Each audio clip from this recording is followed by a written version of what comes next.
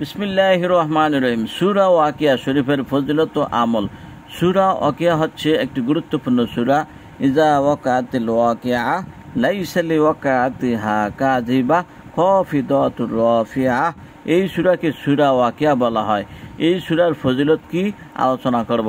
প্রিয় দর্শক, এই সূরাটি হচ্ছে মহাগ্রন্থ আল কোরআনুল কারীমের একটি অন্যতম সূরা।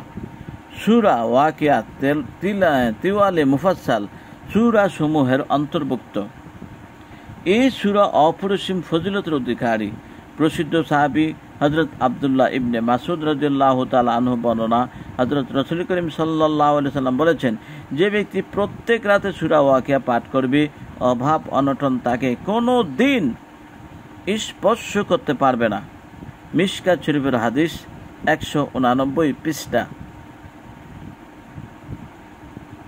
বর্ণিত আছে, একদা ইসলামের তৃতীয় খলিফা হযরত উসমান রাদিয়াল্লাহু তাআলা আনহু মৃত্যু শয্যায় শায়িত হযরত আব্দুল্লাহ বিন মাসউদ রাদিয়াল্লাহু তাআলা আনহুকে দেখতে যান।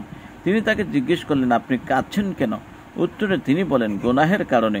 হযরত উসমান রাদিয়াল্লাহু তাআলা আনহু বলেন, আপনারা মনে কি চায়? উত্তরে তিনি বলেন, আল্লাহ পাকের রহমত। তিনি বলেন, আপনার চিকিৎসার জন্য আমরা কি ডাক্তার তলব করব, মানে খুঁজব? ইবনে মাসউদ রাদিয়াল্লাহু তাআলা আনহু বলেন, ডাক্তার কি আমাকে রোগাক্রান্ত করেছে? অতঃপর হযরত উসমান রাদিয়াল্লাহু তাআলা আনহু বলেন, আপনার জন্য কি কিছু হাদিয়ার ব্যবস্থা করব? তিনি বলেন, না, আমার উহাতে কোনো প্রয়োজন নেই।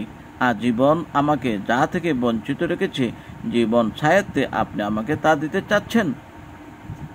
হযরত উসমান রাদিয়াল্লাহু তাআলা আনহু বলেন, উহা গ্রহণকালে আপনার কন্যাদের জন্য তো উহা রয়ে যাবে মিরাজ সূত্রে। তিনি বলেন, আমার মৃত্যুর পর আপনি আমার কন্যাদের অভাব অনটনের আশঙ্কা করছেন?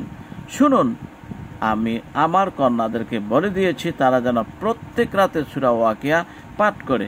কেননা আমি রাসূল করিম সাল্লাল্লাহু আলাইহি সাল্লামকে বলতে শুনেছি, যদি কেহ রাত্রে সূরা ওয়াকিয়া পাঠ করে তাহলে দারিদ্র ও অভাব অনটন তাকে কখনো স্পর্শ করতে পারে না। সুবহানাল্লাহ।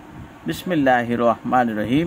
ইজা ওয়াকাতিল ওয়াকিয়া লাইসা লিওয়াকাতিহা কাযিবা খাফিদাতুর রাফিয়া ইজা রুজ্জাতিল আরদু রাজ্জা ওয়াবুসাতিল জিবালু বাসসা।